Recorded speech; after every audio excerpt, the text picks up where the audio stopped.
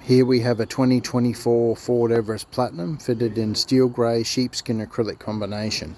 So I'll explain the front and then move on to the back seat with Sport suede. Front pair have separate headrests. Backrests are profiled to the shape of the seat.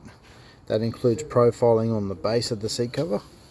Being a Platinum has electric controls on both door sides of the seat. As you can see, seat covers go inside the capping to leave access to those controls. Airbag provision on both door sides of the backrest.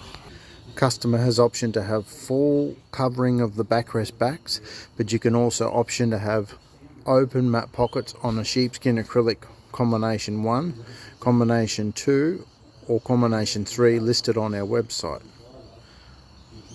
So being an Everest, it's the updated shape 2023, 2024, even up to 22 I guess you would say. So separate headrests all around. You've got a separate armrest with a drink holder that slides out. You've got the split folding bases. You can option the ISOFIX access on the back of the base. It'll tilt and slide forward if need be. That's both 40 and 60 side. Check out more videos on our YouTube, or also check out our socials, Facebook and Instagram, for more photos. Thank you for watching.